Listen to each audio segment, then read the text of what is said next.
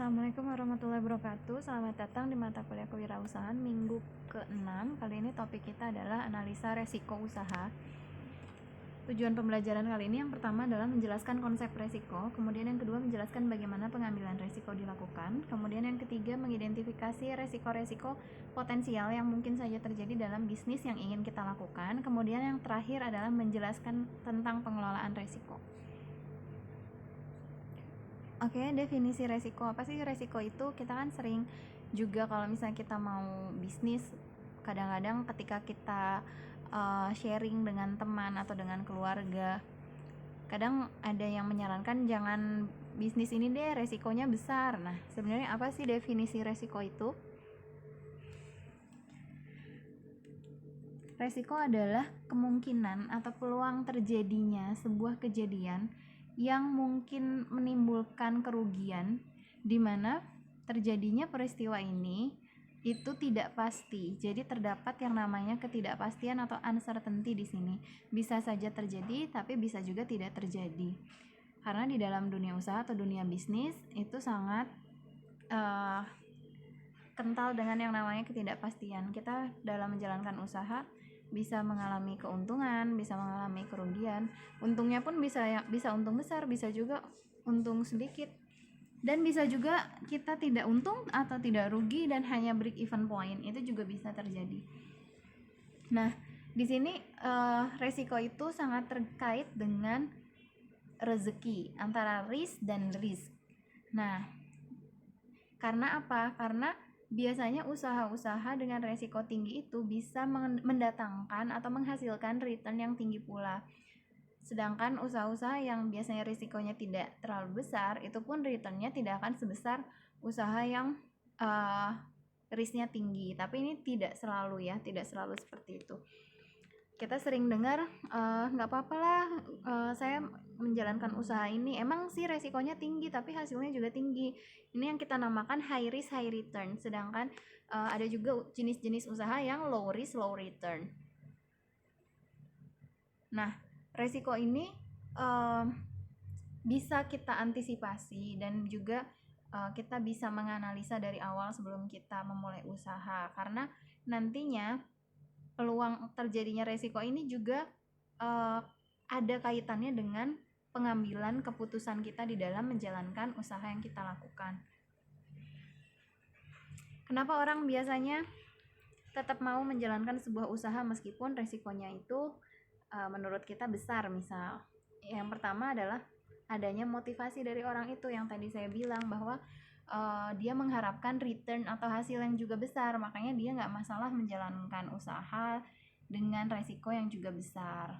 Jadi sepadan antara resikonya dengan hasil yang dia harapkan dapat dia peroleh. Nah, tapi walaupun begitu, kita jangan sampai menjalankan usaha itu hanya modal nekat, tapi kita juga harus bisa menimbang kemampuan diri kita, baik skill, kemudian kemampuan finansial dan hal-hal lainnya, sehingga kita bisa menganalisa resiko dari usaha yang mau kita lakukan. Jangan sampai kita menjalankan usaha juga tidak mampu mengkalkulasi resiko, dan sehingga menyebabkan kita itu nggak tahu nantinya ketika kita menjalankan usaha tersebut resiko apa saja yang akan kita hadapi. Oke. Nah, ini jenis-jenis resiko dalam bisnis. Jenis-jenis resiko dalam bisnis itu ada yang namanya resiko murni, ada juga yang dinamakan resiko spekulatif.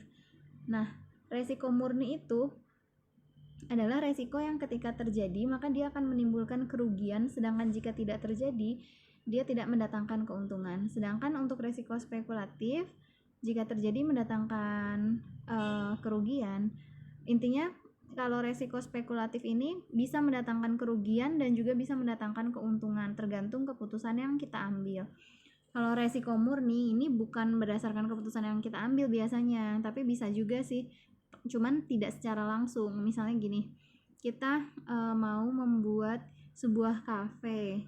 Alangkah baiknya kita kan melakukan perencanaan, kita mau membuat atau membangun di mana. Jangan sampai kita membangun di lokasi yang struktur tanahnya tidak kuat, karena itu bisa menimbulkan kayak longsor. Nah, walaupun itu sebenarnya longsor itu bencana alam, tapi itu ditentukan oleh juga pengambilan keputusan kita. Namun ada juga kejadian-kejadian kayak bencana alam yang tidak ditentukan dari pengambilan keputusan kita. Kita sudah membangun kafe di tempat atau di lokasi yang memang bagus secara geografis, tapi ternyata tiba-tiba terjadi bencana alam. Itu bisa juga terjadi. Resiko murni ini biasanya sifatnya seperti itu, kayak misalnya bencana alam, kecelakaan kerja, kemudian resiko hilangnya barang-barang karena pencurian. Jadi kan kalau misalnya terjadi bencana alam, kita rugi, jadi kayak toko kita tuh hancur, kita nanti harus bangun lagi dari awal.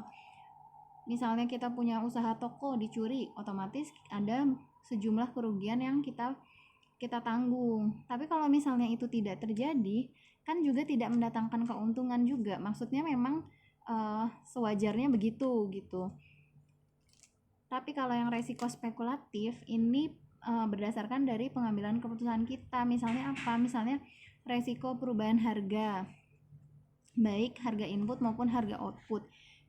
Misalnya kita usaha bolu lapis talas, kemudian harga talasnya ini, harga tepung talasnya ini di pasaran sedang meningkat atau meroket harga bahan bakunya, otomatis kan akan berpengaruh ke hasil atau margin yang kita dapatkan. Atau misalnya perubahan harga output, kita harga produk kita rubah, bisa jadi lebih murah, bisa jadi lebih mahal, tergantung situasi dan kondisi.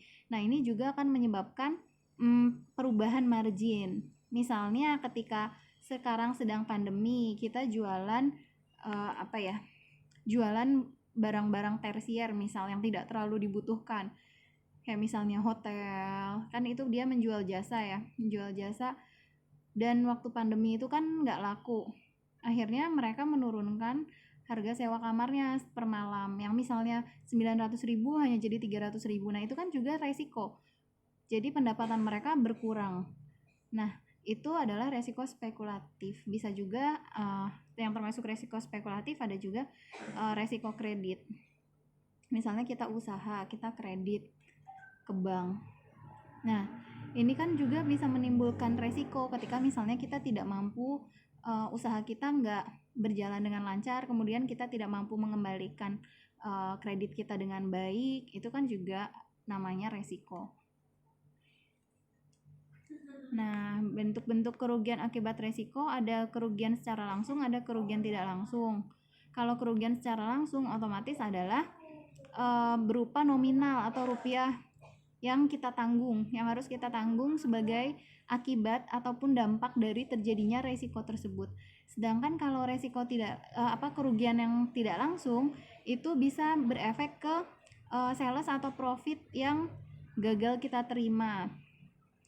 Misal karena ketemu dengan calon investor, kemudian kita tidak bisa membawa diri dengan baik, tidak bisa meyakinkan dia, akhirnya tadinya dia mau investasi jadi gagal, kita gagal memperoleh investor. Terus bisa saja muncul biaya operasional tambahan karena resiko yang terjadi tersebut, kemungkinan investasi yang hilang, dan juga kerugian lainnya. Ini adalah bentuk-bentuk kerugian yang tidak langsung. Nah, gimana sih mengkalkulasi resiko? Kita bisa mengkalkulasi resiko dengan namanya risk scorecard atau tabel analisa resiko. Jadi yang pertama, kita tentukan dulu kita mau usaha apa. Misal usaha developer properti, membangun rumah ya misalnya. Kemudian kemudian kita tentukan seberapa sering resiko tersebut. Kita list resiko-resiko yang mungkin timbul dari usaha properti developer tersebut. Setelah kita list, misalnya ada 5 resiko nih. Kemudian kita tentukan seberapa sering resiko tersebut terjadi dan dampak yang timbul jika resiko itu terjadi. Dampaknya itu rendahkah, sedangkah, atau berdampak sangat signifikan terhadap usaha kita. Nah, nanti baru kita hitung frekuensi dikali dampak sehingga kita bisa dapatkan analisa resiko. Jadi dari 5 resiko usaha yang akan kita lakukan tersebut, resiko apa yang paling besar terhadap usaha kita, mana sih yang paling beresiko dari misalnya 5 resiko tersebut, sehingga nanti kita bisa membuat planning atau cara-cara bagaimana kita bisa meminimalkan resiko itu atau mentransfer resiko tersebut ke pihak lain. Misal kalau tadi property developer, salah satu resikonya komplain konsumen, misal komplain konsumen karena serah terima bangunan dan juga legalitas yang tidak tepat waktu. Kemudian yang kedua bisa juga karena birokrasi perizinan yang sulit, kan karena untuk usaha property developer ini banyak izin yang harus kita urus, baik itu izin mendirikan bangunannya, kemudian izin lingkungan, PL banjir, dan lain sebagainya. Ini biasanya butuh seni tersendiri untuk bisa menembus birokrasi itu. Butuh, kadang-kadang ada juga yang pakai uang pelicin yang seperti itu. Nah, kemudian apalagi misalnya persaingan dengan developer lain yang bisa menjual dengan harga lebih kompetitif. Ini juga termasuk resiko.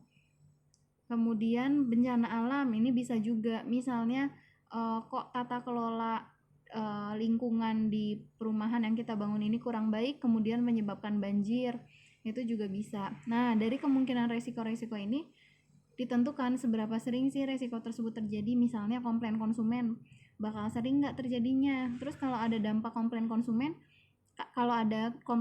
dampaknya gimana terhadap usaha kita, apakah bakal parah banget ya kalau konsumennya memblow up ke publik, kan juga bisa menimbulkan kerugian tidak langsung, kayak misalnya orang yang tadinya niat beli, kemudian pas calon konsumen ini datang ke kantor pemasaran kita barengan sama ada pembeli yang sudah beli terus komplain, otomatis kan orang yang baru datang itu dia jadi mikir lagi mau beli di situ, tadinya udah mau jadi beli, karena dengar komplain dari konsumen lain akhirnya dia nggak jadi beli. Nah, ini nanti kita pelajari, contohnya bisa diunduh di e-learning. Di situ saya sudah kasih file Word tentang tugas analisa resiko usaha. Nah, itu tugasnya dikerjakan secara berkelompok. Ini ada contoh mengkalkulasi resiko. Misal pencurian barang dagangan, frekuensinya 1 bulan bisa 5 kali. Nah, dampak dari setiap kejadian itu, setiap kalinya misal terjadi pencurian itu loss-nya itu 300.000, berarti kalau 5 kali potensi ruginya 1.500.000. Artinya dalam 1 bulan terdapat resiko pencurian barang dagangan yang berpotensi menyebabkan kerugian sebesar 1,5 juta rupiah. Nah, di dalam menjalankan usaha perlu yang namanya pengelolaan resiko usaha, baik itu resiko yang paling kecil sampai resiko yang paling besar. Jadi tadi setelah kita membuat tabel analisa resiko usaha, kan kita list semua resiko dari usaha kita, baik resiko-resiko yang menurut kita paling sepele sampai resiko yang dampaknya besar, itu kita list semuanya. Kemudian kita buat solusi atau strategi untuk meminimalkan resiko tersebut. Nah, strategi pengelolaannya bisa dengan kita lebih mengontrol usaha kita, kayak misalnya kita usaha pakaian atau jilbab, supaya nggak ada komplain dari konsumen, kita harus memperhatikan quality control dari produk kita.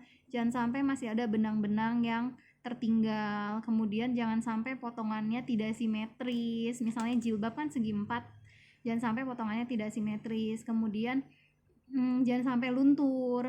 Jadi kan nanti jilbab itu biasanya di print, jangan sampai kok luntur. Kemudian di dalam memproduksi usaha, misalnya usaha minuman, Kadang-kadang ada kan kita pernah beli misalnya, kok kadang-kadang minuman ini enak, kadang-kadang nggak enak. Itu berarti dia belum menerapkan SOP yang baku di dalam memproduksi barangnya dia, di dalam memproduksi minuman, misalnya memproduksi kopi. Pernah lihat kan kalau misalnya kayak di tempat-tempat kopi-kopi yang sudah punya nama lah ya, dan sudah dikelola dengan profesional, mereka selalu punya takaran. Jadi mereka punya timbangan digital. Untuk satu cangkir kopi itu mereka butuh susunya itu berapa mili, kemudian mereka butuh kopinya itu berapa mili, dan itu harus tepat. Jadi si baristanya itu sudah harus tahu ukuran takaran-takarannya. Jadi ketika dia memproduksi minuman itu akan sama terus dari waktu ke waktu, rasanya itu tetap begitu. Nggak ada kok nuangin takarannya semau-maunya aja. Itu salah satu cara untuk mengontrol atau meminimalisir komplain konsumen. Jadi dengan SOP, dengan quality control. Kemudian bisa juga kita dengan mentransfer ke pihak lain, misalnya kepada pihak asuransi. Kita ikut asuransi. Kayak kalau kita usaha kan kita punya karyawan kita sakit atau karyawan kita kecelakaan kerja, gimana caranya supaya ketika mereka kecelakaan kerja misalnya, itu bukan perusahaan yang menanggung, ya dengan mengikutkan dan mendaftarkan pegawai kita ke BPJS Kesehatan dan Ketenagakerjaan, sehingga kalau timbul kecelakaan kerja, maka nanti yang akan mengganti kerugian itu adalah pihak BPJS, kayak gitu. Kemudian bisa juga dengan dibiayai sendiri atau dibuat cadangan dana untuk membiayai jika resiko terjadi. Jadi ketika kita usaha, jangan semua uang kita itu kita taruh semua untuk operasional usaha, tapi kita juga harus punya dana yang kita siapkan, dana cadangan, supaya nanti ketika resiko tersebut terjadi, kita masih punya backup dana supaya usaha kita tetap bisa jalan mulus. Nah, bagaimana tips and trick menghadapi resiko? Yang pertama, perlu difahami bahwa resiko terjadi bukanlah untuk menghambat diri kita atau membuat kita takut sehingga kita tidak berani untuk usaha. Jadi, resiko itu adalah suatu konsekuensi yang memang harus kita ambil ketika kita mau melakukan sesuatu, bukan hanya usaha. Apapun keputusan kita dalam hidup, pasti itu mengandung resiko. Nah, kemudian kita harus bisa membuat list resiko-resiko yang mungkin muncul dari bisnis yang akan kita lakukan, sehingga di situ kita bisa identifikasi resikonya, seberapa sering resiko itu muncul, seberapa besar dampaknya. Kemudian kita harus bisa juga membuat solusi atau menyiapkan langkah-langkah mitigasi resiko, apa yang bisa kita lakukan ketika resiko tersebut terjadi. Dan harus dibuat juga skala prioritas. Kira-kira kan tadi setelah misalnya dari sekian banyak resiko, mana yang paling beresiko, nah itu yang harus lebih kita utamakan untuk antisipasi resikonya. Baik, sekarang setelah disimak materi mengenai analisa resiko usaha, tolong dibuka e-learningnya. Di situ ada tugas analisa resiko. Ditentukan teman-teman secara berkelompok mau membahas ceritanya usaha apa, kemudian di list resiko-resiko apa yang mungkin muncul di dalam menjalankan usaha tersebut, kemudian dibuat seberapa sering terjadinya, seberapa besar dampaknya, baru dihitung risk scorecard-nya di situ. Nanti di situ juga sudah saya berikan contohnya. Kalau misalnya teman-teman bingung, boleh ditanyakan. Terima kasih. Wassalamualaikum warahmatullahi wabarakatuh.